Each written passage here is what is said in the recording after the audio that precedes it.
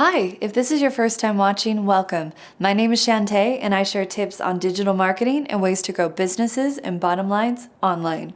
In the world of marketing, ROI or return on investment is a major talking point in planning meetings.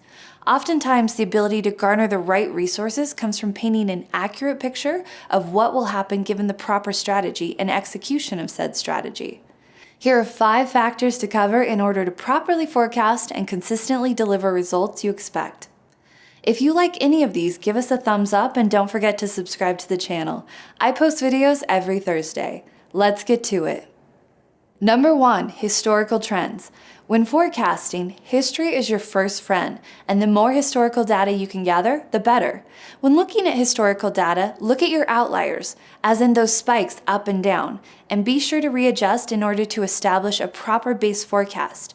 When in doubt as to whether you should account for a spike, answer the following questions. Why did the spike occur? Will it happen again? Number 2, growth. To further improve your baseline information, we'll be looking at the data and accounting for a few more items, the first being growth. Growth is good. Unaccounted for growth, or basically growth that can't be duplicated, not as good. Look at all your growth and match them with the following potential outputs: new product launches and ongoing SEO efforts. Number 3, seasonality. As you index your growth year over year, also be sure to break it down month over month and see if trends in search, specifically in your industry, align with what you're observing in your adjusted historical data. Gather data for keywords driving organic traffic at that time, and you can properly forecast for the next season. Number 4, events.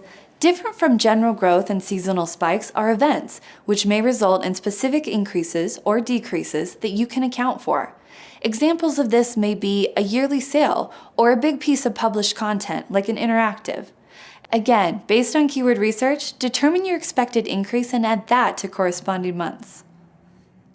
Number 5, math. Now, if you really want to know your baseline and forecast accurately, you may need to get reacquainted with some not so basic math.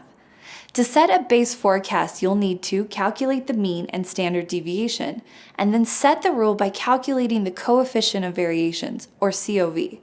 As a general rule, if the COV is less than 1, the variance of your data is low, and there's a good probability that you don't need to adjust any data points. If you'd like a tutorial on how to calculate the mean and standard deviation and then set a rule based on the coefficient of variation, give this video a thumbs up or leave a comment below. That's it. 5 factors to cover in order to properly forecast. Until next time.